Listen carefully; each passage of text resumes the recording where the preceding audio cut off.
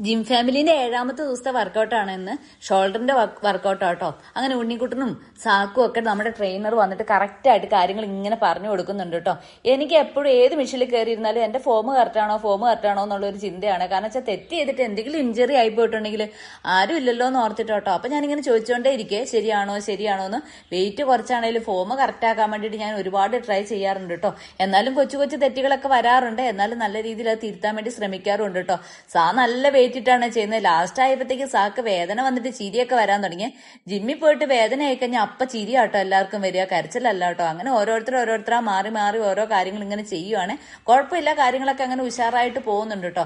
എനിക്ക് ഏറ്റവും വലിയ സന്തോഷം എന്താന്ന് വെച്ചാൽ എന്റെ വയറൊക്കെ കുറച്ച് കുറഞ്ഞിട്ടുണ്ട്. ഇങ്ങനെയൊക്കെ ഇരിക്കുമ്പോൾ എന്റെ വയറായിരുന്നു കേട്ടോ മുന്നിൽ ഇരുന്നോണ്ടിരുന്നത്. ഇപ്പൊ എന്റെ വയറിനൊക്കെ നല്ല മാറ്റം വന്നിട്ടുണ്ട് കേട്ടോ. ഉണ്ണിക്കുട്ടും പിന്നെ എപ്പോഴും ഉഷാറാണ്. അവൻ നല്ല വെയിറ്റ് ഇട്ടിട്ട് നല്ല രീതിയിൽ തെറ്റൊന്നും ഇല്ലാതെ കറക്റ്റ് ഫോമിൽ ചെയ്യാൻ വേണ്ടി പഠിച്ച്. പിന്നെ ഈ സംഭവത്തിലേക്ക് വന്നു കഴിഞ്ഞാൽ എല്ലാവർക്കും എപ്പോഴും തെറ്റിപ്പോട്ടോ. നമ്മുടെ ചിറകുവിടത്ത് ചെയ്യാൻ പറഞ്ഞു കഴിഞ്ഞിട്ടുണ്ടെങ്കിൽ അത് ആർക്കും ആകത്തില്ല.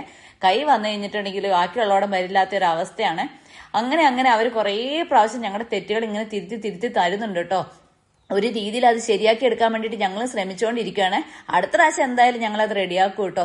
നിങ്ങൾക്ക് ഞങ്ങൾ ഇഷ്ടമാക്കുകയാണെങ്കിൽ ഒന്ന് ലൈക്ക്, സപ്പോർട്ട്, സബ്സ്ക്രൈബും ചെയ്ത് സഹായിക്കണം.